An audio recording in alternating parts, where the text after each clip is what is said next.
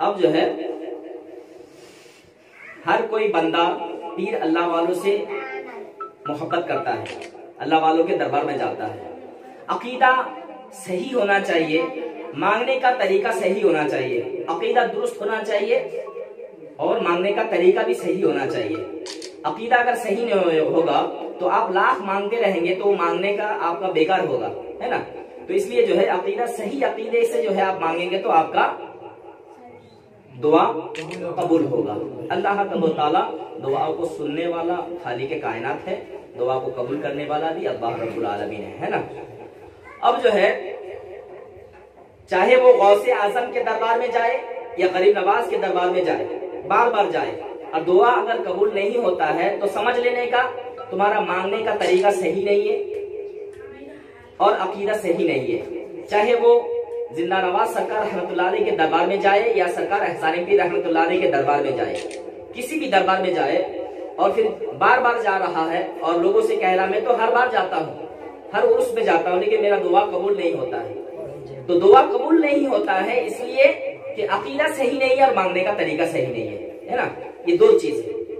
अब देखिए औरंगजेब जो रहमतुल्लाह अलैह जो बादशाह थे, हिंदुस्तान के बादशाह थे, अब वो जो है बादशाह हर दरबार में जाते, उनकी जब जमाना था तो हर मजार में जाते और सलाम करते। क्या करते? सलाम करते। और जिस दरबार से सलाम का जवाब मिलता उस मजार को छोड़ देते, अगर जवाब नहीं मिलता उसको तोड़ देते। क्या करते? तोड़ देते। अब ऐसे कितने मजारात तोड़े होंगे सोचिए आप। अब जब गरीब नवाज रहमतुल्लाह अलैह के दरबार में गए, वहां भी सलाम किए, जब वहां का सलाम का जवाब नहीं आया, इंतजार किए, फिर सलाम किए, फिर जवाब नहीं आया, तीसरी बार जब सलाम किए तब जवाब आया।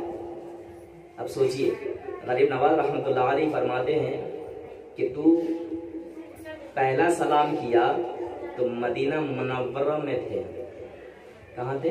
Medina Munawwara. दूसरा बार जब मैं तू सलाम किया तब सरकार की जियारत कर रहा था। दूसरी बार तू जब सलाम किया मैं सरकार की जियारत कर रहा था। तीसरी बार में तेरी सलाम को सुना मैं फौरन हाजिर। अब ऐसे जो है सरकार गरीब नवाज रहमतुल्लाह अलैह के दरबार में औरंगजेब फिर पहुंचा, फिर एक बार पहुंचा। पहुंचने के बाद देखता है हर भिखारी जो है भीख मांग रहा है। अब कोई अंधा आदमी जो है था वो भी जो है मांग रहा है, ख्वाजा मेरी आंखें लौटा दे, मैं ये खूबसूरत दुनिया को देख सकूं, ख्वाजा मेरी आंखें लौटा दे।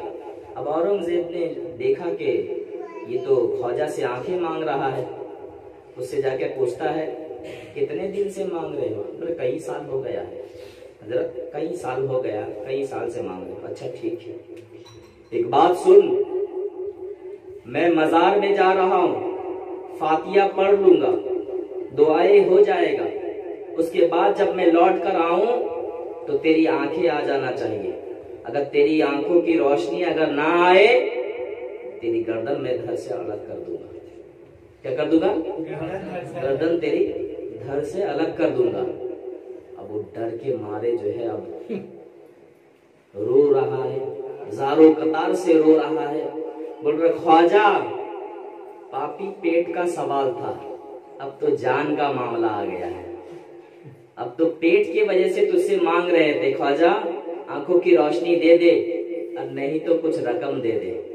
आंखों की रोशनी दे दे नहीं तो कुछ रकम दे दे। और रकम तो मिल ही रहा था, जो भी बंदा आता जाता तो उसको मिलता था, लेकिन अब जो है जान का मामला आ गया।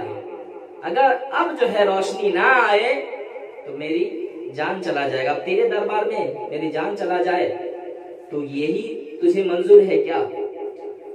वो ख्वाजा को मना रहे हैं, ख्वाजा को मना रहे हैं, वो फकीर ख्वाजा को मना रहे हैं।